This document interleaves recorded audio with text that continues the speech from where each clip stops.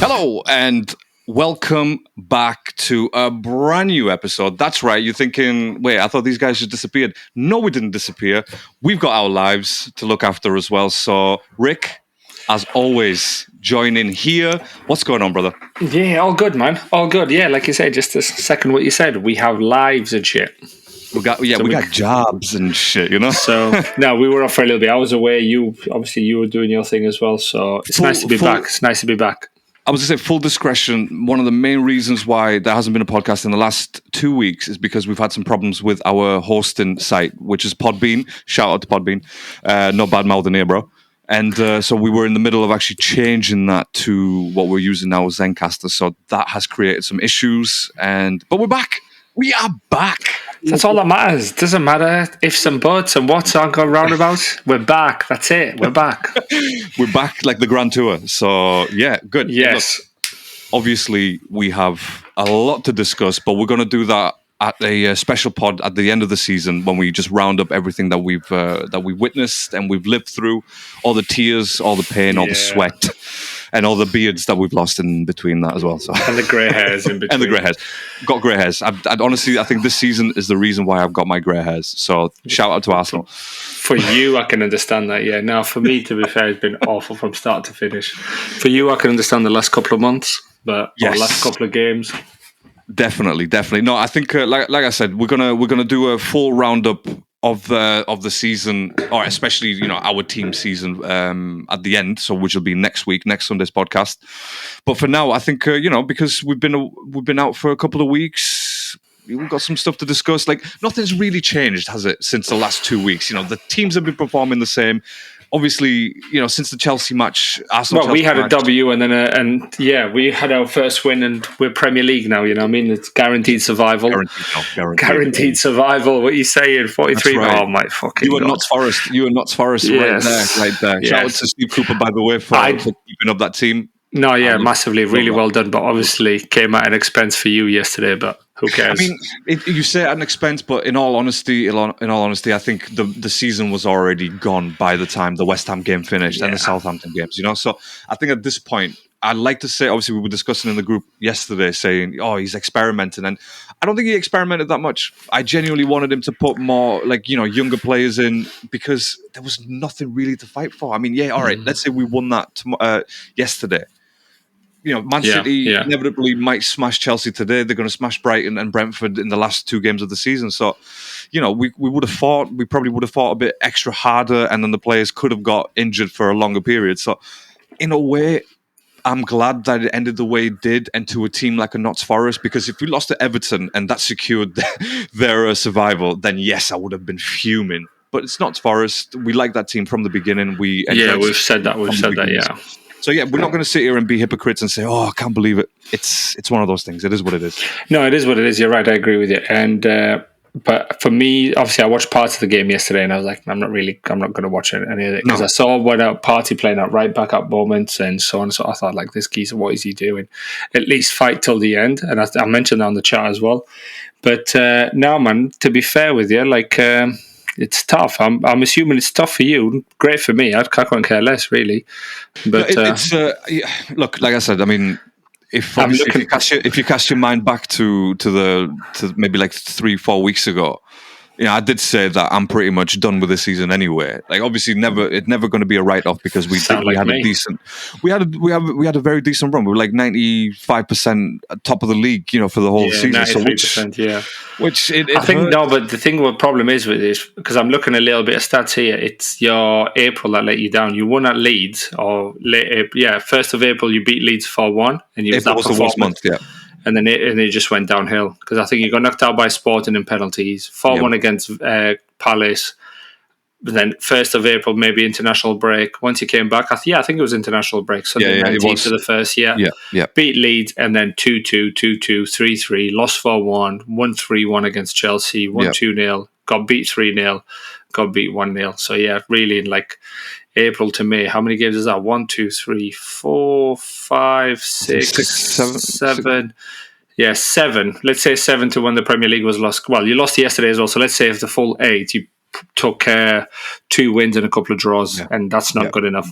It's not good enough. It honestly isn't good enough. I think, obviously, I could sit here and be like, oh, we had inconvenient injuries and all that stuff. Obviously, we banter in the group. But at the end of the day, these are elite footballers. These are elite teams and organizations, not just football teams. Like, you have They to should have known better. They should have prepared for this. Like, you were doing so well at Christmas. Yeah. I will always stick by that. Like last season and this season, January let us down because we should have brought in at least another right back. Do you know what I mean? He knew that Tomiyasu was injured.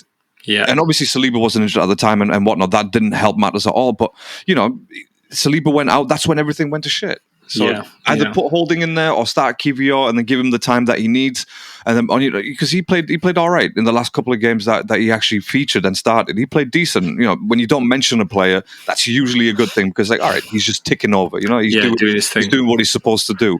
But no, I mean, 2 wins in 8. That is just relegation numbers. We had a chat though, didn't we, before the game as well? I said, you guys have got a really tough run. This is where City could literally take you over and. Yeah, sorry, kind of came true because I said to you, I was like, you're going to beat Liverpool? And you were like, yeah, I think we'll beat Liverpool away. We'll definitely beat Chelsea at home. Everybody's been beating Chelsea, and which pains me to say. And then, like Spurs. Bro, it's just awful, bro, for Chelsea, but we'll get into it. And, yeah, but I think the bits that fair enough Liverpool, but I think the West Ham 2-0 ahead, like obviously team fight for relegation. Southampton at home, that's a tough one to take. A relegated team, by the way. Even at that point, they were a relegated team in a way. That's tough to take, Mathematically, they were still there, but realistically, they were gone. Yeah. But losing to Southampton, Brentford, drawing with Southampton, drawing with West Ham, that is what cost you. Because, you played City away and you got beat 4-1 off. I was 4-0. I don't know, what did you get? It was 3-1. Yeah, so it's just like Rob Holding. Crazy. I mean, obviously, we sit because they've gone from strength to strength. They have. I mean, look, real quick, by the way, obviously, I know you watched the Champions League semis. They absolutely dominated.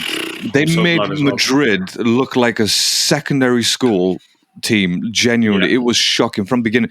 The thing is, a team's not performing well when their best player in Vinicius Jr. is complaining to the ref. Yeah, I saw that every single to the ref and the manager as well. When they conceded the first goal, they were like, "What's happening?"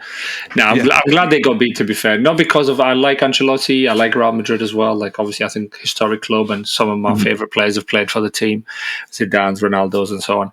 But I'm just starting to hate this new European. I think I put it on chat as well a couple of weeks ago where first leg, Chelsea versus Real Madrid, and they were just going down too easy, the slightest of touch, and they're throwing their hands. Yeah, all right there. And I was just like, what is going on here, bro? Like, just get up. And so that's why I'm glad they got beat. I'm glad they got slapped. Like they were embarrassed. They were embarrassed. They really were. Yeah. And again, I was watching it with my wife, and she doesn't really sit down and watch football too much with me. But obviously, we're Real. She's a Real fan as well. Like she always has been. Again, historic club, best players, and all that stuff. So honestly, she was watching it. She was thinking, what is Real Madrid doing? And she was cussing out Benzema, bro. Like that's how bad that player was. Like my wife was just like, what is he doing? Not one ball was caught by him, controlled or anything. Vinicius Jr. I think he had like 36 touches the whole game. No, exactly. They absolutely didn't let them breathe, man. They did not let them breathe. They squeezed the life out of them. Yeah, exactly. The only strength in that midfield was Valverde, and they kind of man-marked him out of the game as well. Valverde was non-existent. Didn't exist, exactly. No. Against Chelsea, he was the one who was breaking away from midfield and allowing Kroos and Modric to control the game. City, again, Guardiola, as long as they didn't heavily get beat by Madrid in Bernabeu, I thought to myself, he's going to bring him back to the Etihad and he's going to do something. Yeah. I wasn't expecting 4-0, but I was expecting a City go through. I mean, okay, one of it was an own goal, but whatever, it is what it is. It doesn't matter, you know what I mean? You make your own luck, don't you? Yeah, you make your own goal, but Bernardo Silva finding that space to kind of that goal as well, the way he tricked Courtois thinking he's going to go far post, but wrapped his foot around him, put it near post. Very good finish. Bernardo Ronaldo over here. Bernardo Ronaldo, yeah. No, mate, it was incredible. It was a really, really good game. I really enjoyed watching that game. Yeah, I mean, really entertained. If you're a sadist and you like watching people in pain, then yes, that was a great game. Well, I just watched them in pain because of the first leg, like I said to you, especially Carvajal. I was so glad Jack Grealish just tore him a new one. Carvajal again. Can't stand it. The thing is, all the midfielders in Modric, Kroos, and Valverde, they were so far back. They were pinned so far back. Modric didn't even have a sort of a situation or a scenario where he could just ping the ball. No. Valverde was literally running through the middle, then getting stopped. Rodri was like, "Nah, bro, if you're not going anywhere." No. Not past Stones him. was there, yeah. Stones was there, and again, what a player he's turned out to be. By the way, John Stones has been amazing. We cursed him out over so many years. We're like 50 million for this guy. Yeah. He has honestly transformed himself and the way that Guardiola plays now, because he's like, okay, I don't have Zini anymore. I don't have Cancelo anymore. I'm going to have to use John Stones. And he is smashing it. I mean, I literally, at one point, I saw a Kanji only at the back. Him and Edison. They were the only people at the back. I saw that it was incredible to watch. That's what I like about City, though, isn't it? It's just like relentless. Like, although we're winning 1-0, 2-0, 3-0, just keep going. And it's that old saying, the best form of defense is attack. If you can keep the ball on the opposition's half, your goal is safe. Yeah. As long as it's literally that safe that you can only have the keeper and one defender. Exactly. I'm sure they were having a chat and a coffee, at some point during the match. I'm sure they were sat down. They were saying, like, how long's left, mate? Come on, bro. I can't be bothered with this. Move to the signal. They were can we just brilliant, end this, please? Do you just want to throw the towel in, like in a boxing match, and just end it early because you're not coming back? It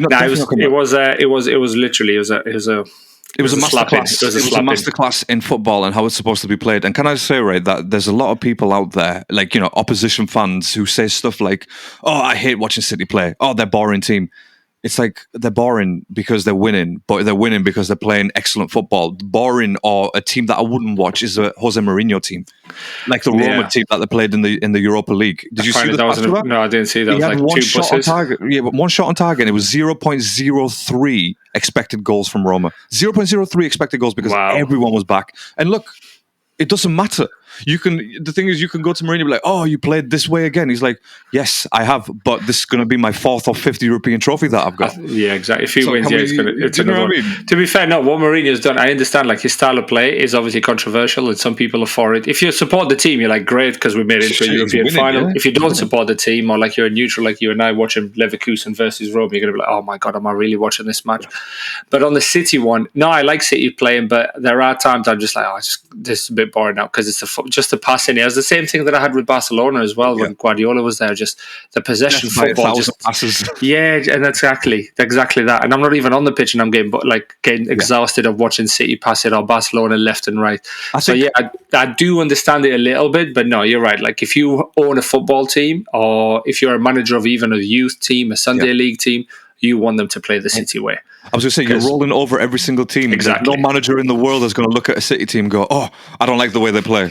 Okay, but they literally have won everything. They're about to become the second treble winners in the Premier League history within the 10 years that they got taken over. No, do you know what agreed. Again, no, fantastic. Look, obviously, as an Arsenal fan, we won a double. Chelsea's won doubles many times over the years. Do you know what I mean? But when you hear about that treble, you think something else in it, different level. That's a penthouse. You need the fob to access that area. You have to get out of one elevator. You have to walk 5 miles to the other elevator to get upstairs. No, it's and you try to get there. Rodri stops. He's like, "No, not past here, mate. No. We've got Pep in here. For me, one thing I wanted to add on that, like, as fantastic as they done, next year is super important. And the reason I say that is because I don't want this to turn into a Bundesliga where City win it every year, and like either a Liverpool or a Chelsea or a Man United kind of challenge them a little bit, really, and then everyone's like, "Oh," and then nothing. Sorry, or an Arsenal, but. The top 4 teams, or again, the historic top 4 teams, if they're all challenging for the top spot, like, they're close by, not like this season, they're quite far away, then I'm happy with that. I'm genuinely happy. Same. If it's close enough, that's it. Yeah. You know what I mean? If it's only City and Liverpool, or City and Chelsea next season, for argument's sake, then it's going to be a problem, because it's like, okay, well, basically these teams are taking it in turns to try and go out the champion. Exactly, and it's not on, especially the league that pays the most to the teams. Next year, I think is going to be depends. Man United are going to strengthen. We know that. I think so. And I put on the group for you boys as well. Arsenal with Champions League football, you'd like to think Stan is going to open the checkbooks and say, "Arteta, well, who do you want? How many do you need? I need 3-4 players." You don't want to do a Chelsea and bring 12 or 25, however many he's brought in. Yeah. But, you got to bring players in. Chelsea, obviously the players are there. Do we need a manager now to structure it? And Poches are still being flown about. Nothing's concrete to come out, and I think that's out of respect. Signed, didn't he? I think he has, but nothing has come out in terms of here he is holding the Chelsea top. Gotcha. Yeah, officially, because Lampard's still in the job, and it's quite disrespectful. So kind of, I get that. I know, but like, sorry, can I just say, right? If you literally lost 6 games on the bounce, it doesn't matter about your feelings. You know what I mean? Yeah, exactly. Fuck your feelings. That's what I'm going to say about that. No, I totally get that as well. But I think they were going to do it if it was a 007, but he won at Bournemouth, didn't he? So it's 006. No, the only 007 this season was Jadon Sancho. So Sancho at the beginning, yeah. No, but that's what I mean. All these teams are going to strengthen. Arsenal will strengthen. Chelsea have got that, and Chelsea will still strengthen. We've got a couple of players to come in as well. So we've got Ngoku coming in, who's like attacking-minded footballer. You still got Lukaku coming in. I know. I was going to say that. No. Well, he might come in. Poch might do something with him. Like Antonio Conte, when he came to Chelsea, he said Thomas Tuchel is not utilising Lukaku to his strengths, and maybe he needs 2 players up there. So if he miscontrols it, the little attacker or big attacker, whoever's on 3-5-2, 4-3-3, but like obviously have those wingers, one of them, to play closer to him or something. But yeah, so Tottenham is Tottenham. No need to say about that. City will invest.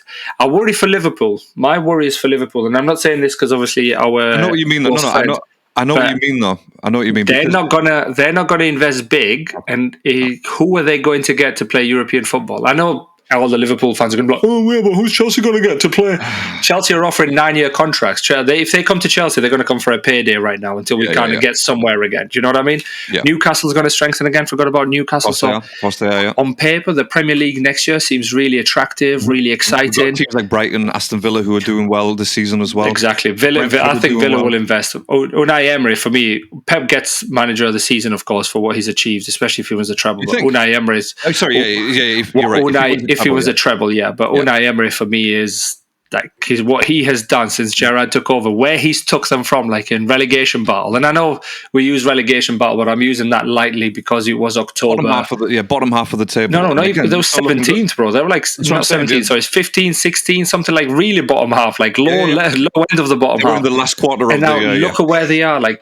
What? Like insane what he has done. Interesting stats since Unai Emery has taken over. Pep's taken obviously most points. Arteta's taken most points, and what's his face? And Unai Emery on Aston Villa. So it's a testament to the manager that he is. You know, the experienced manager that he is. So yeah, it's an issue. It's an issue for sure. I think. Here we go. I think Rick's got someone at the door. It's probably a letter from Chelsea FC saying we desperately need a new manager here at Chelsea. So was that what that was? Was it a delivery for the Chelsea job? And amateur stuff. He's on mute as always, but it's all right. We've been away for a while. He's still on mute. Amateur hour. I'm trying to put my chair in. Yeah, no, that was the new. That was just Todd. Todd's advisor came in saying, "What do you think of this guy?" Trying to run it by me first. I said, I'm doing a pod right now. Priorities, of course. Please listen to the pod. Yeah. I'll speak to you later on. Yeah, and he's like, please listen to the pod. That's all. He just got in his scooter, a little moped, and he's riding away as I watch him out here. Being in London, it's that's what it's the easiest way of doing it, right? It's the easiest way of doing it. Unless you're not using public transport, scooters all the way. Who needs limos and Maybachs anymore? Yeah. You know what I mean? Electric scooters all the way. Just shot a Maybach's badge on it. But no, I was just saying, no one's taken Unai Emery. He's the third manager who's taken most points since he was signed. Yeah. I think when was it? Did you say October, November time? Yeah, I think so. Yeah. So after Gerrard left, obviously he's been the third. That's how good these guys have been. And I watched that Liverpool match. I don't think Liverpool in no way deserved that draw. By the way, no, neither did I. But I will say this: Bobby Firmino. You put him on at that time, you just know he's going to score. He's gets you goals, doesn't he? Yeah. That guy will score no-look goals from the bench, and there's nothing you can do about it. It just cannot be helped. You know what I mean? That's how good. I really like that player, and it's a shame that was his last match at Anfield and for Liverpool. I'm surprised it's his last match. I'm really surprised that they're going to let him go because he's the type of guy who, like you say, rescue you a point or get you 3 points against Liverpool. Was he against Arsenal? Yeah, he rescued the point then as well, didn't he? Against Arsenal, yeah. So it's just... The little one. No, it's all right. It's all good. No, she wants to get in on the Chelsea chat. Like, I'm sure she's got better ideas than Todd Bowley right now. So you know what I'm saying? No, yeah, apologies for that, mate. My daughter, as you saw. No, it's all good. It's all good. As I was saying, Liverpool didn't deserve it for me, and for Bobby Firmino, really don't understand why they're letting him go. He'll be a good person to have around the ground. Seems to be like people underestimate the importance of these old club players or older like generation. For example, the Milner, the Firminos, and so on. The Aspilicueta at Chelsea, Wilshere for you guys. Wilshere, Keep them in the dressing room because they kind of they know exactly what the club is about, where the club is aiming to go, that connection with the fans because they've been there for so long. But one thing I wanted to go back on very quickly on Liverpool was they had first shot on target was in the 31st minute. Yeah. 31st minute to have a shot in Anfield, not Villa Park, not anywhere else. Anfield, where apparently is this a crazy, tremendous, frightening place to go. Like now, it's starting to wear down, man. It's starting to wear down. No one cares. Maybe in European nights, but again, is it going to be that loud in Europa League? Maybe Champions League. But Europa League, I don't even. Well, if they make Europa League, I know they're on it for 5th at the minute, but yeah, going on to the transfer thing that I mentioned earlier because of Europa League. Yes, maybe players won't come, but I genuinely don't think their ownership has the model of like, okay, let's invest. No. I mean, look at the last 10 years. Look at the team spent. Man United, Man City, Arsenal. These are the top 3 teams that have spent the most over the last 10 years. Liverpool were last. They were like 6th or something. Yeah, I'll be honest with you. Liverpool, if Jurgen Klopp wasn't there, Liverpool will be a lot lower. And I've got a feeling if they don't invest, and it's another real kind of season where Klopp has got to come out and say, hey, good luck to Newcastle. We tried. They got more points than us like he did today or yesterday after the game. I think he'll walk. It's not good enough. It's not good enough for a manager to say that. Jurgen Klopp can go toe-to-toe with Pep Guardiola. I'll be honest with you. He's the only manager that can go toe-to-toe. I agree. I totally agree. If Chelsea get Jurgen Klopp, which hypothetical ifs and buts, right? But if Chelsea had Jurgen Klopp right now, with the funding that Chelsea have, Chelsea will win everything with Jurgen Klopp. Be an incredible team, and I can't even deny They'll win everything with Jurgen Klopp. It's he is an incredible manager, and fantastic. Genuinely, I wanted him. If Wenger left in 2016 after he obviously lost the title to Leicester, sort of thing, if he left then, I guarantee Klopp would have been a perfect signing. Yeah. I know he signed a year earlier for Liverpool, but obviously if Wenger was to leave, you get the talks going. I wanted him as a manager for Arsenal for a very long time because I knew. Look, everyone wants Pep Guardiola, but I knew for a fact that Arsenal can never afford him, and he would never go to Arsenal because it was a big project of a team. You know, Man City, they had the funding, so he's like, oh shit, I don't need to exactly. Well, look, he left Barca, he went straight to Bayern. Yeah, money. Left Bayern, exactly. Money, top team, exactly. Yeah, and that's why I think he's reached the pinnacle now of the sporting of like football clubs. But where's he going to go from here? What team apart from PSG? I think he should retire. If he wins a treble, I think he should just retire. He should take a year out, 2 years out, and then take over Arsenal or whatever. You know, it's but no, you're right. Klopp is the guy who. Again, I'm still afraid of Klopp. Even this season, when obviously we were better than Liverpool in both games, I was still afraid of Klopp's experience. And this is it now. I said to you, didn't I? After the Liverpool match, I was like, this is where Arteta needs to learn from a Klopp because it's like he made the subs a lot sooner and he spaced them out. He's like, okay, really so we still need to chase one goal. I've still got Bobby Firmino on the bench. All right, I'll put him on, see what he does, and he did it. That's the experience. Arteta left it till like the 79th or 78th minute to make changes, and the changes that he made were not even good enough. No, I think Arteta maybe in those situations was probably thinking, I'll bring Reece Nelson in, he'll get me another winner like he did against Bournemouth. That was Bournemouth. Yeah. Like who? You know what I mean? Like Bournemouth. They were literally about to be relegated. You know, at that point in the season. Yeah. So obviously Reece Nelson had this confidence. He's got something to prove. He's like, it's my first match that I've started or that I've played since. So I need to do something. And then again, that's it. He did that. And then what's he done since? He's done nothing since. And he may be a good player, maybe like someone who can run between the lines. But if he doesn't know how to control or shoot, shit, I can run behind the lines, man. But the point is to actually, keep your head up and look where the goal is and see if you can get into the box, not just shoot from the outside. I think that's copping out in a sense. Yeah, I think it's also copping out from Arteta though as well, mate. Like I'll be honest with you, I think he was a one-trick pony all the way through the season. Nobody seemed to figure it out. Zinchenko in, I said it before as well, overload the wingers. So you're 2 against 1 left back and right back with Saka, Martinelli, Xhaka going on that side because Zinchenko would drop in, Odegaard moving over, Partey goes a little bit further forward and so on. And I was just like, this is really really good, but some teams are going to start figuring it out. And even halfway through the season, I was like, how the hell has nobody figured this out yet? I'm like literally looking at this. And then Bournemouth did it to you when they scored within 20 seconds. And then Newcastle kind of shut you down as well. And I was like, this is a danger, because if the teams start to shut you down, or lesser teams, no disrespect to Newcastle and Bournemouth, is all of a sudden then the other managers, more experienced managers, the Klopps, you'd like to think the Ten Hags, obviously Chelsea have nowhere near, but the Klopps, Ten Hags, and what's his name, Guardiola, are going to be like, okay, now we see. Now, how can we utilize our strengths and against your weakness even further and score more goals? To be fair, you said Bournemouth match, but let's not even go that far. Let's go further back than that to the Man United match in September. That's what he did. He shut down the wingers, and that was the end of that. That's all she wrote. That's exactly we counterattacked. Rashford just showed up out of nowhere. Anthony scoring, by the way. Can we just take a moment? Bro, I can't trash on any players, right? Because have you seen my team? No, that's why I'm bringing it up. That's why I'm bringing it up. But I'm just saying, it's for Anthony to score, then something went wrong there. Arteta overloaded the attack, where he's literally left no one behind, and of course people are going to take advantage of that. And there you go. He ran out of ideas, and this is what I'm saying. This is where January let us down, because if he had like a Caicedo, for example, you should have got him. You should have spent the back. You should have literally. Now looking back at it, right? Because it cost you the league. I'm not saying just Caicedo cost you the league, but and again, I'm going to see. I know a lot of people are saying you did amazing. You have done. Going back to August, when you say what is your objective to get Champions League football, amazing. But from August till April, you were on for the title. You were like favourites for the title. And especially when you're like, I know I've and I'm going to use the word bottle it. I know a lot of people don't like it, but literally bottled it. Like, I can't believe it. Like, you folded like a cheap suit, bro. Like, absolutely like a cheap suit. We should be Coca-Cola's distribution centres because we can't stop bottling. It's no, then that's what I mean, right? So, but like if you look at your objectives in October, you'll be like, okay, this is we achieved. Wow, we achieved our objectives. We achieved the objectives, but like from your objectives, surely should change when you're doing so well. Halfway through the season, you're looking at it, you're like 8 points clear. You're like, okay, so we're on for achieving this objective, because the rest of the teams are not doing that great. Like Man United's not doing great. Chelsea's doing awful. Spurs are doing awful. Liverpool are doing awful. The Liverpool were because of the injuries. They had nobody. They even tried to bring King Arthur with his Excalibur from Juventus, and he didn't do anything neither. Come on. And sorry, real quick on Liverpool, by the way. Just now that you mentioned this, just trash on Liverpool. Yeah, love this. We said this from the beginning. Like, Liverpool did badly from the start because of the injuries, and we said, didn't we? It's like, when these players return, they're going to start doing well. And to be fair to them, they have. I think what's made the difference is the movement of Trent from right back. I was literally going to mention that. Yeah, exactly. And again, 100%. People are taking Guardiola's and Arteta's sort of system, where it's like, we can use this guy, and there you go. Trent. Look, the thing is, I trash Trent as a defender only. I can't say anything about his distribution, can't say anything about his running.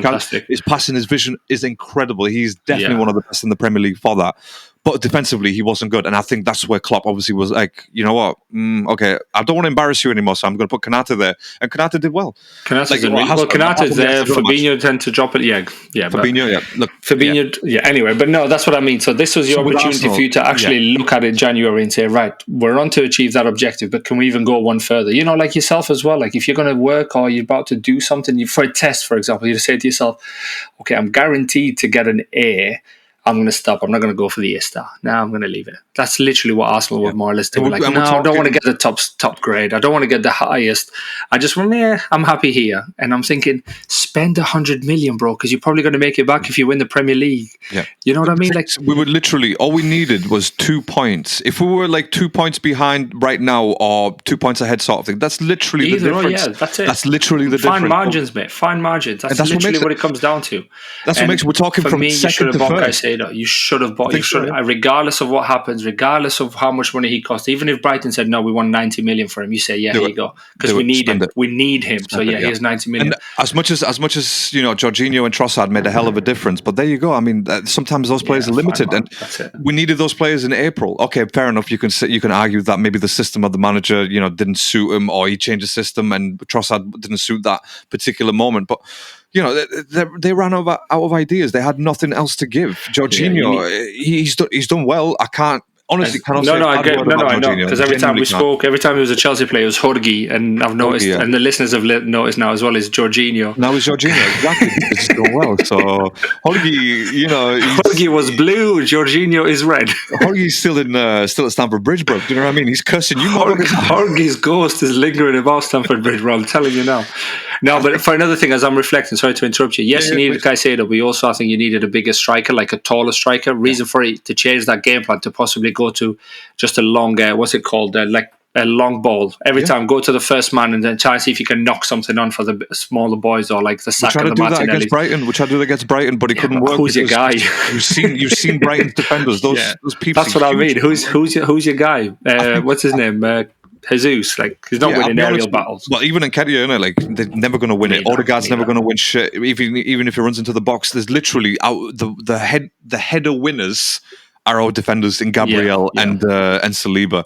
But I think you're right though. I mean, we maybe 3 episodes ago, something like that. You asked me, you said, what's needed at Arsenal, and I said to you, we need a right back, we need a centre back, we definitely need at least one midfielder, at least one, 2 would be preferable, and we need a big striker. And I think someone like an Ivan Toney, for example, would have been brilliant. I wanted to do my Chelsea, because you can leave. The thing is, you can leave a Brentford. And then, maybe he doesn't want to sit on the bench for an Arsenal team. But like you said, most of the times, Arsenal, if they're not scoring first and, sort of ahead, they're going to struggle and they're going to want to change systems. And that's where Tony comes in. Because if he comes in to change that system and he ends up being successful, then shit, who's going to remember I think Ivan Toney can even be a ball player, to be fair, in the sense, like same as Gabriel Jesus. I've seen what he did for Brentford, dropping down. But while we're on Ivan Toney as well, I think the punishment is harsh. What's your views on that? 8 months. Like, surely he has a problem. Maybe a bit of coaching, a bit of education until, like, right, let's help you out. Let's give you some therapy, because you're making thousands of pounds a week, regardless of how much you're making. He clearly has an addiction to trying to gamble. So it's an addiction, right? If he was a drug addiction, if he was an alcoholic, they'll do something. They'd be banned from football, by the way. Well, they'd be banned, but like, I'm surely like people would, do something about it. Right? The same even in society. There's an intervention. There's a therapy. There's something. But because it's gambling addiction, then all of a sudden it's like, oh no, you're a footballer, you shouldn't be gambling. Full stop. And you think, like, I know the rules, but like 8 months, it just cost Chelsea a striker. Yeah, well, I mean, I think, I'll be honest, 8 months is a bit extreme. Definitely, but at the same time, this guy hasn't just arrived from abroad. He's gone up through the ranks of the EPL. Do you know what I mean? Of the football leagues and stuff. So EFL, that's what I'm trying to say. Yeah. So it shouldn't come as a surprise to him that, oh, by the way, if you get caught, this will happen. So in a way, he should have known. Yeah, exactly. So in a way, this sets a better example to everyone else. It's like, oh, okay, yeah, you're gonna win what, 3-4 extra grand, 10 grand, 15 grand, whatever it is, bro. You are making that money. If you need money, then you sit down with your agent and your manager and be like, look, this is the thing. I need to earn more because I'm doing well, or whatever it is. If they don't, then that's fair enough. I'll be honest, I don't think he's doing it for money though. I think he's doing it more for the kick. Like if you win something, then that's why I think it might be the addiction. Like he's just the adrenaline of won. Like I'm getting kick out of it rather than I need the money, because you know what I mean. Like he lives somewhere in London, West London, somewhere. Like he'll have a house, he'll have his family.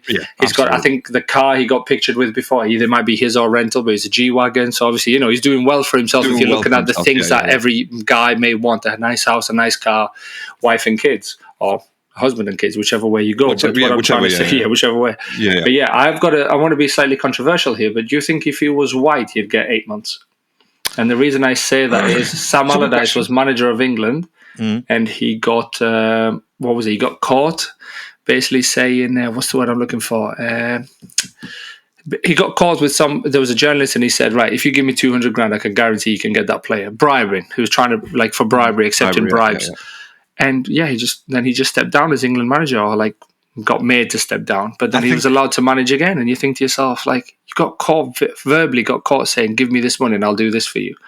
I think, look, with bribery, maybe a little bit different because again, like you said, it's not really a problem. You know what I mean? It's something that maybe came off as a joke. I don't know. You know what I mean? Only Allardyce knows that. But what I'm saying is, with gambling affects the whole season, bro. Gambling affects the other 19 teams because let's face it, if Tony, for example, bet 10 matches out of 38 for his team to lose, or for him to be like, oh, I'm not going to score, whatever it is. That's a major effect on every single team. That's 19 teams that are affected by one person. So in a way, 8 months is a whole season, basically, isn't it? Let's face it. Well, that's it, yeah. So it's started now, so I don't know whether it's now. I think it'll be back in January, I think, wouldn't he? Is that what it is? February? I think it's February. I think he's coming back. So again, well, whether he learns or not, that's a whole different question, and obviously remains to be seen. Next time, but I think like I said, with gambling, it affects so many people. It affects the refs, coaches, staff. No, you're right. You're right. There's so many variables into it, isn't it? So it'll affect everybody. It's a huge and problem. You'll have a massive say in the game. And so this is why Juventus, for example, they got relegated so many times. They got fined so many times because they're like, okay, nice one. No, you want to start betting against other teams and start paying refs off. Cool, man. No worries. You can do that, but you can do that from the third tier. Of Italian football. And that means no sponsors, no money, no players coming to you. The players that stuck with them are the players that are like, you know what? Where else am I going to go? I'm 32, I'm 33. Where else am I going to go? I might as well just stick here. I'm still getting paid. Do you know what I mean? So it's gambling is just a whole different beast. And I suppose, like you said as well, just make a lesson out of him. And if everybody else gets caught, this is what's going to happen to you as well. You're 8 months out. If Tony was caught with like drugs or something like that, sniffing coke in the bathrooms or some shit like that, then it's never going to be 8 months. It's going to be, you know what? You're going to be suspended maybe a month, 2 months, just so you can get that out your system or whatever it is, and you're going to be back in football. Yeah. You know what I mean? You're going to be back. Whereas, gambling. I know it sounds sometimes it sounds a bit innocent, but not innocent as in because it's definitely got its own dangers. But when you compare it to drug addiction, it doesn't sound as extreme. Then when you sit down and you think about all the money that's been lost, all the people that are involved in this, you could have like 13 other people from Brentford or from other teams across the league that are doing the same thing. But he's the only one that got caught. So I think 8 months maybe a little bit extreme, but I can understand why they took that stance with him because I don't think anyone else is going to do it. But I think going back to real quick on Arsenal, by the way, because I don't really want to go through any of the Brighton games or the Newcastle game. I don't really, not this late in the season. There's nothing else into it. Yeah, City have been crowned champion. Oh, there you go. Shout out to City for being crowned champions, by the way. Not having kicked the ball yet, by the way. Well done, Arteta. Well done, Arteta. Nice one. City colours, as always, you prick. Double agent, exactly. I don't really want to go through the games, to be honest, but I do want to shift it over to Chelsea. And I said, bring it over. I want to keep it. I want to keep this episode brief because, like I said, next week is the end of the season. And I'd like to obviously sit down, maybe a longer episode, and discuss what's going to happen in the upcoming season and discuss the finals that are coming up as well, the FA Cup and the Champions League.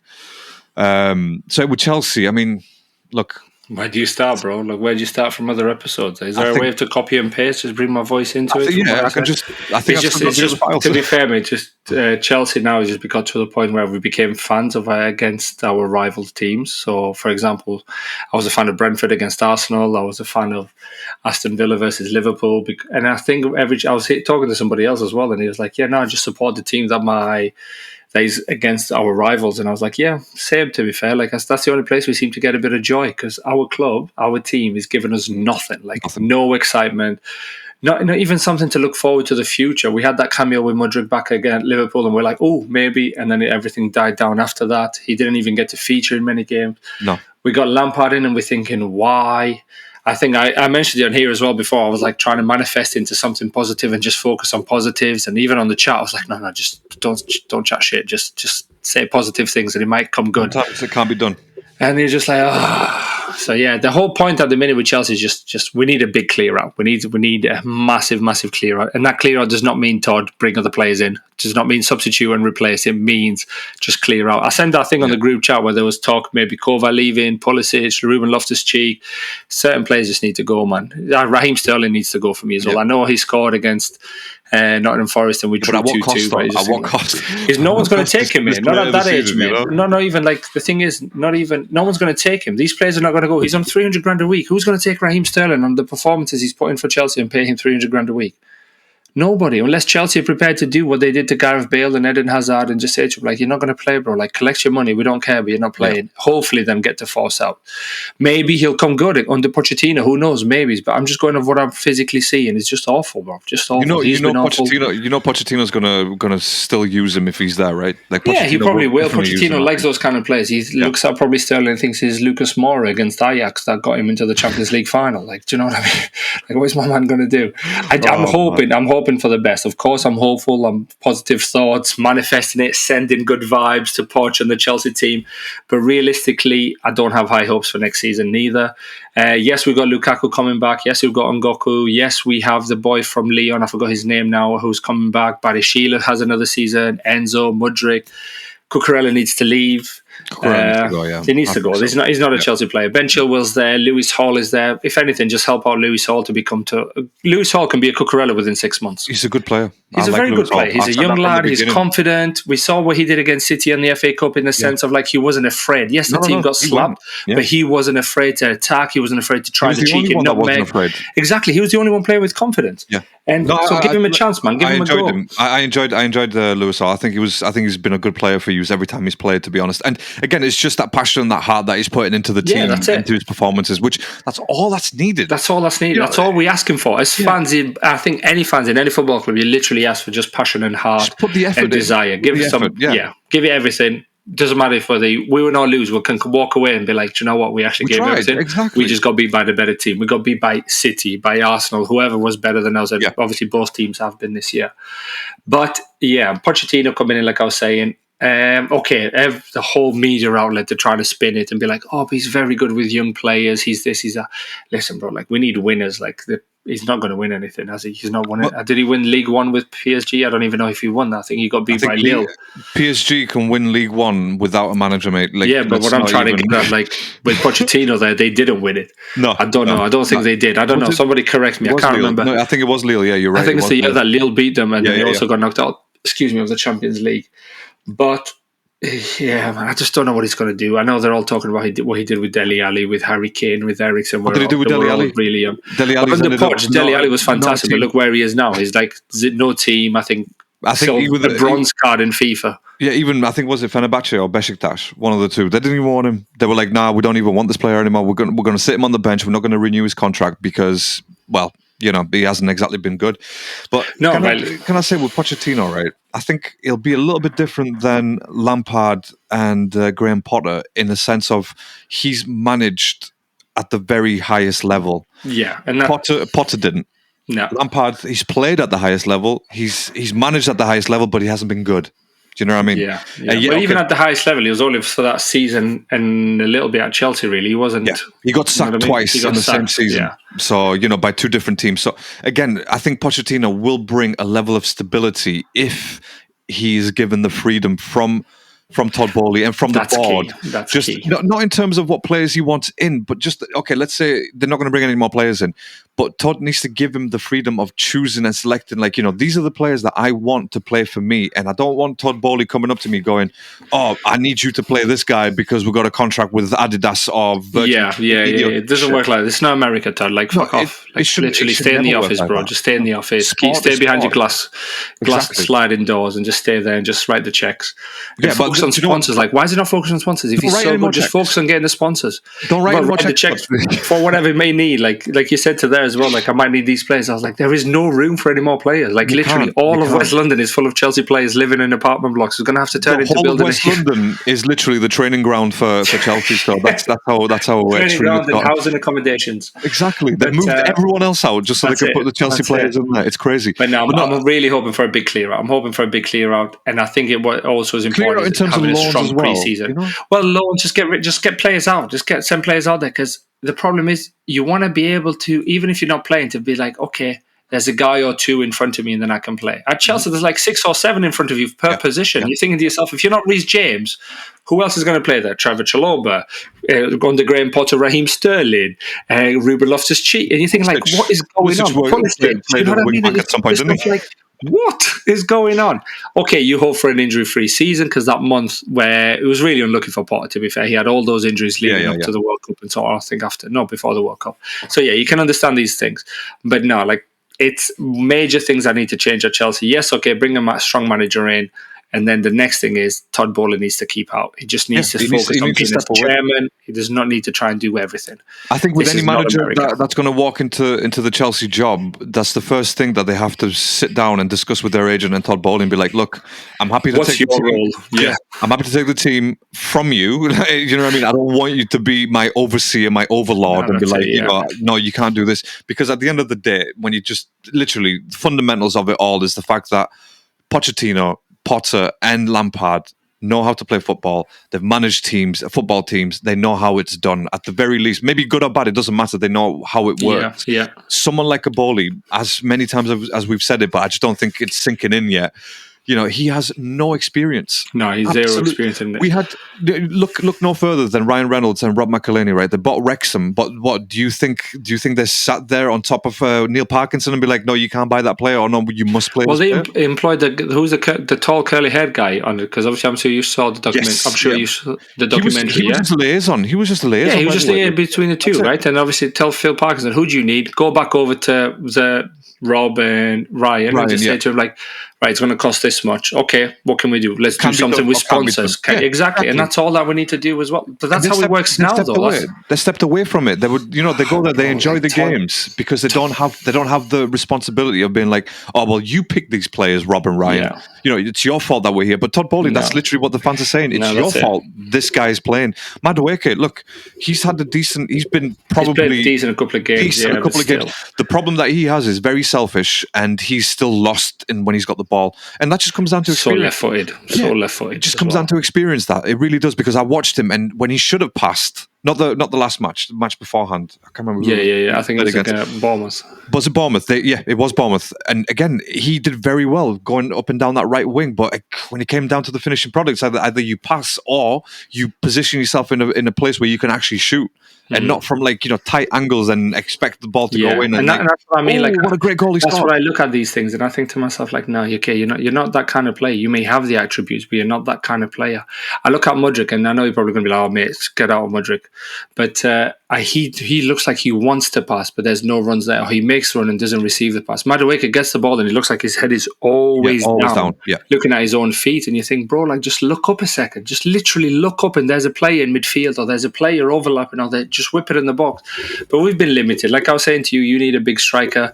We've had just Havertz, who's been absolutely a nightmare. He's low confidence, can't score, can't do nothing. I'm going to stick up for Havertz. I really am, because I do like that player, and I always have done. Oh no, I like him too, but this season he's been awful. But this season, I mean, when you've got no one to pass you a ball or someone who can control that midfield for Havertz to actually make that run through, it's difficult, man. I get that. You said it yourself, like literally, no service. maybe no service. Even a Ronaldo, prime R9.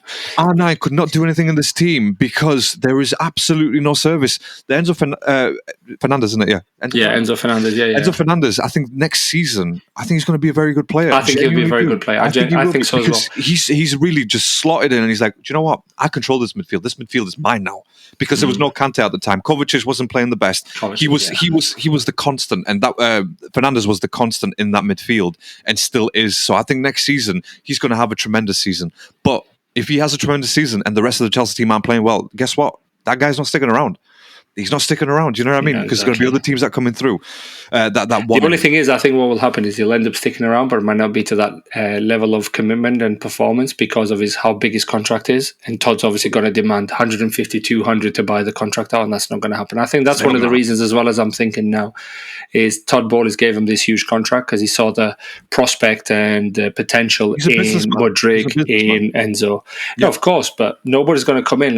He probably thought Real Madrid is going to try and come and buy. He saw what happened with Hazard and so on, like Madrid trying to bully other teams to get their players. But you know what I mean? And it worked before. Whereas now, if it's 8-year contract, if you want to buy him, he's going to cost you 300. This is the lack of football knowledge. That Bowley has. Do you know what I mean? The lack of, because when you think about it, Hazard, how are you comparing Hazard to any player that Chelsea No, have I mean, right just now. like him getting taken away. So Todd is hoping that Enzo's going to be like that level. Mudryk might be at that level, and then Madrid will come in. And Madrid obviously will turn anybody's head because it's Real Madrid. It's the Galacticos. You know what I mean? Absolutely. But yes, what was I going to say with Todd? On Todd, really, mate, just to keep it brief, I think he just came in thinking he's going to reinvent the wheel. Look at this all-star North v South. Look, let's do this, let's do that. And I think because he got a bit of media coverage and there was some positive comments saying, oh, he's investing, he's doing this, he probably thought, he felt untouchable. He thought he can do no wrong. And what he did was he did a lot of wrong for Chelsea football. But another thing to remember at Chelsea as well, and this is difficult, obviously you're going to be like, you're making excuses. In a way I am, but I'm not as well. Because, the professional athletes, you shouldn't worry about who's the physio is and who isn't. But there has been a lot of changes from top all the way down to the players. So like from obviously Abramovich, Todd, director's gone, Petr Cech's gone, who was kind of that familiar face. And I don't understand why he changed everybody unless they were loyal to Abramovich and said, no, we're not going to work for anybody else, Mr. Abramovich, only for you. I get that. But if Todd made that changes, I can't understand why. That's what I mean, because I was thinking of Petr Cech saying that. But I just don't understand why you would do all that shit. Bro, you've taken over a brand new company. Surely you want to keep your managing directors. You want to keep your regional managers. Exactly. But like, not even in football. Think about it like, I don't know, Aldi or somebody else. You take them in. You keep them for a year and have a look at the data and be like, you're not performing. I'm going to bring somebody else in. But this guy's went in and he thought like, no, my way or the highway. Goodbye. Thomas Tuchel left. Like you gave him $250 million to spend and you just said bye. You went to Tuchel, he said, who do you want? I want Raheem Sterling, I want Cucurella, I want Aubameyang. Aubameyang? Who the hell wanted Aubameyang other than Thomas Tuchel? Because he probably felt he can do something. Now Aubameyang gets sacked. And I think he could have, to be honest. Yeah, well, he could have. Maybe. I don't know. He probably could. He had more chances than Potter and whoever else is going to be there. But yeah, Aubameyang needs to leave as well. That's another one I need. Well, I mean, Aubameyang, he's played for Chelsea, but he's still named in the Barca squad, so he's technically a winner. By the way, my guy's win every day. That guy's winning every day of life. He is Phil Jones at Chelsea Football Club. He's getting hated by every single fan base that there ever was, but he's like, do you know what? I haven't kicked a football in like 2 months. Exactly. I still want to lead title. He's literally robbing a living. So fair enough. Look, that's not his fault. You know what I mean? That's no, it's not his fault at all. Whoever brought him in, who signed him, is Todd Bowley's fault. Signed him and then sacked the manager who probably had a percentage chance of being able to turn things around for him, and he got nothing out of him. It just annoys me, man. It annoys me so much when I reflect. I think with Bowley, you said it right. I think he envisioned this sort of like, system where he's going to walk in and he's like, oh yeah, guess what? I had this idea. And you know what's happened?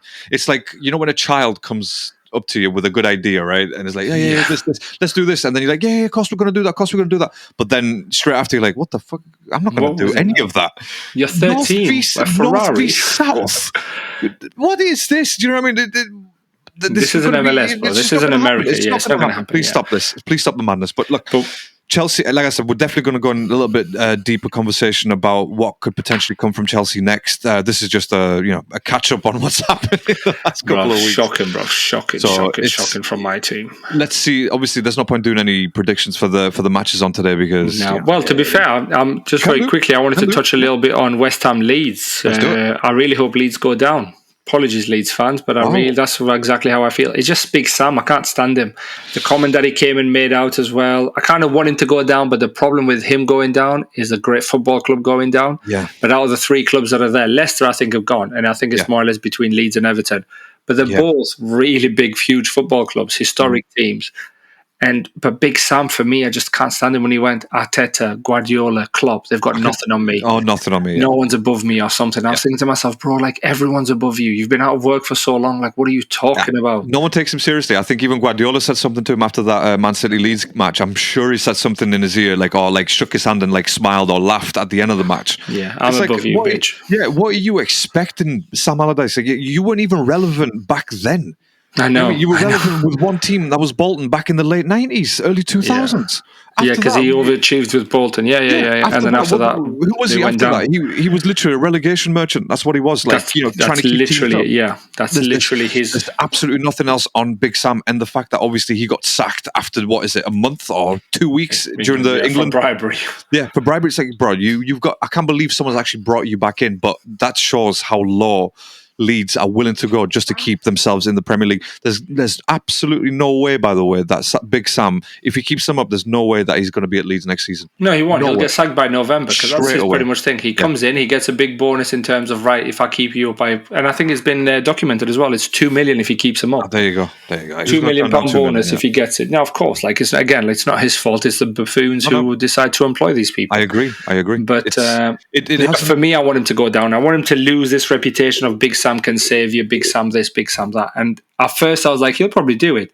And then I heard that comment and I was like, nah, bro. Like, listen, there is self-confidence and then there's just stupidity and naiveness and it's not even naivety, cockiness. Cockiness and stupidity. That's what it is. Yeah. It's like, where have you been for the past 4 years? Have you not watched the Premier League? Because Guardiola, by the way, has changed football. There's teams out there who wanted to play the same way as Man City. There's teams out like Sunday League. I was driving past the other day and there was kids and the guy was just going, just keep pressing. I was thinking, like, I've played Sunday League. Not once have they said keep pressing. Not once did they even tell me to press. It was like a 4-4-2, stick to your position. And the only instruction was telling the wingers, keep going. I just need you to run up and down. And the attacker was like, can you be a target man, like a Crouchy or something? Like this was for my team. Now I'm hearing teams going, no, just keep pressing, keep going. And I was thinking, pressing, that's Guardiola. Like Guardiola and Klopp do that. Nobody else does that apart from them two. You've got to try different tactics. What I mean is like these guys have changed football. Sam Allardyce has been in English football for even so long. Even to the grassroots level. Grassroots level. Do you know what I mean? Everybody wants to do a City. Everybody wants to be a Liverpool with a high press. Everyone still remember Barcelona back in the 09-10 season, 10-11 season. And it's just like, but no, since Guardiola came into England, he's changed football throughout the leagues. There's teams who's trying to play the City way. There's been certain managers that have changed the league. Fergie was one of them. Wenger was another one. Yeah. Guardiola and Jose. Those are the guys that have really changed football. Because Jose brought his defensive style. Jose brought something else in. Yeah, he brought something else. First time round, unbeaten. Yeah, but then you only lost one game, didn't you? But that season, season only lost one. 95. 95 points. I think. Sorry, and I know we discussed this Invincible maybe 2 episodes ago, something like that. And I think they got like 92 points because I think it was I said 87, but it was actually 92 points. I was at 92 points. Yeah, so I don't think it was. Yeah. It was. But quick Google search. Yeah, we're gonna. You know what? You keep discussing it. I'll do a quick. Yeah. No, for me, to be fair, they were talking about like some of the great teams in the Premier League. Like obviously, we're going to talk about in our lifetime since we mentioned football. I'm not going to go before it was known as the Premier League into like the great Liverpool teams and so on and so forth.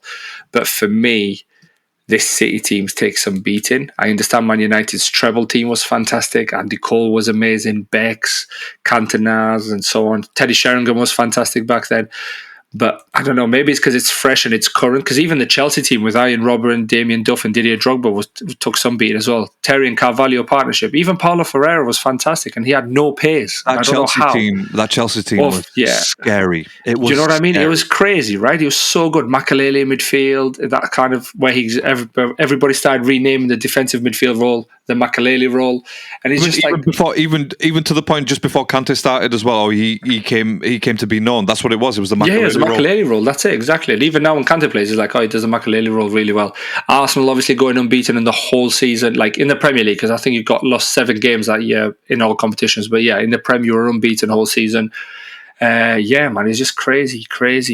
Vidic, Rio partnership in 08-09, I think it was, where they beat Chelsea in the Champions League final on penalties. Again, another top team. There have been some crazy teams, but for me, no. I think it's because it's fresh right now, but this City team looks incredible. Like, there's strengths everywhere. The City team, again, it's like, it reminds me of that Chelsea team in 05-06. That's what that reminds me of, because just they were scary, ruthless. Scary. That's the word. Ruthless. It's scariness. It honestly, I don't think I've never seen my team, even during the Invincible season. I don't think we were that scary. Do you know what I mean? Because the thing is with Jose Mourinho, he maintained that for a few seasons. Do you know what I mean? Guardiola has maintained that for a few seasons. Liverpool, maybe 1920, they were one of the scariest teams to play against, just because of the pressure that they kept putting on opponents. It was brilliant. It really was. But I'm just trying to get. By the way, while you're doing that, while you're finding that, I'm just going to say there's one player that gets into this City team, and the only weakness that I see a weakness. Oh, I can't believe I said that word for the City team. But for me, it would be Saka instead of whoever's playing, Mahrez or Bernardo Silva. Saka would get into the City team, and nobody else in the Premier League for me gets into the City team. If De Bruyne leaves, if De Bruyne leaves, it's a different story. Yeah, if De Bruyne leaves, but I'm saying like over De Bruyne, no chance. But Saka for me would get ahead of Bernardo Silva, ahead of Mahrez, whoever's playing on that side. And possibly, I'm thinking now as well, the way Martinelli plays, maybe Martinelli sometimes on par with Grealish, because Guardiola likes Grealish to play a certain way. But yeah, defensively for me, they've been solid, man. They've been It's. I was going to say it's. No, what they do is so great. Like, there's no point touching it. Leave them like they are. Yeah, I was going to say just at least for another season they're going to be like that, and then everyone else is going to get tired. But this is the thing as well. They haven't spent a lot of money. I know they spent Jack Grealish 100 million a couple of years ago, but like every what was it? I looked at some stats. Akanji was like third or fourth choice centre back at Dortmund. Yeah, like what? He brought Akanji from nowhere. Like, you know, the only time I'd heard of Akanji was during FIFA. And that's Akanji at FIFA. And Ake was at Bournemouth. He was at Chelsea, went to Bournemouth, and then Chelsea wanted him back. But then he was like, no, I'm going to go to City. Like, fuck yeah. Like, which rightly so as well. Like, why would you go back to an ex, right? And he's a serial winner. And now he's a fantastic player and a Premier League winner, yeah. 90 points, by the way. It was 90 points during the Was it 90 points? 90 points. So I think we were close to smashing that record. 90 points, yeah. So we were close to smashing it, but obviously, you know, I think we're going to lose even to Wolves, and we're never going to get close to it. But anyway, I think you'll smash that record. The season obviously hasn't ended the way that I wanted. The season didn't even start the way that you wanted for Chelsea. No, to be fair, it started off all right. It started promising. We won 1-0 away to Everton, and it was a tough game, but we won away, and then we started putting a couple of wins. That Tottenham game really got everybody fired up. That Tottenham game, I still can't believe that was a draw, by the way, that Tottenham game. We got robbed. We got robbed. Yeah, we got robbed out of that game. That's what that was. Anyway. Obviously, Harry Kane, in it, like, you know, he gets a penalty in every single match. And real quick, but by the way, before we come to an end, Harry Kane, nice one. He's broken another record, first player to score in 25 different games or consecutive games, whatever it is. I just want to know where that goes on the Premier League trophy. Do you know what I mean? I want to know where that goes. Does it get written somewhere? All the way to that place called Nowhere. To Nowhere, that's right. Yeah, to Nowhere, the empty... From the Guardians. Yeah, to the empty trophy cabinet that he's got. He needs to leave, man. People are like, I feel sorry for Harry Kane. I don't feel sorry for him. He chose to stay. He could have kicked up a fuss. He could have done a Gareth Bale, a Luka Modric, a Kyle Walker who left and gone and won things, an Eriksen who's going, you know what I mean, playing in top four. Like, the guy went, died, came back, and he still finished above Spurs. Exactly. Like, exactly. What? It's honestly, it baffles me, because up until the point that Harry Kane leaves Tottenham, wins a trophy, for me, I can't consider him as a legend. I honestly cannot. No. Only a legend for Spurs because he got the tally. But as a Premier League legend, no, it can't be. He needs to win something. If he's in this game just to beat, you know, sort of personal records, then fair enough. But I cannot consider him a Premier League legend. I just can't. Yeah, he's a Tottenham legend, but you know, who cares? What's Tottenham want to be a legendary team? You know what I mean? What was it? 08 Carabao Cup in 08 or Carling Cup? He was called back then. They've even changed their name since then. Exactly. The cup has changed. Literally, not won any trophies that have got their name. Flipping heck.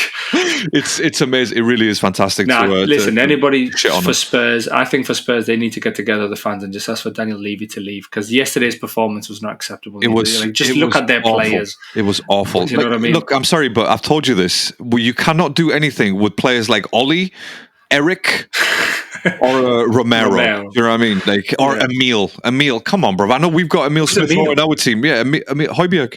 I know we've got an Emil in our team, but he hasn't done shit all either. So what's the right back called? Shit. There was Emerson Royale. Emerson Royale. Yeah. Emerson Royale. Yeah, that's it. Yeah. So there's nothing you can do with Eric, Romero, Ben.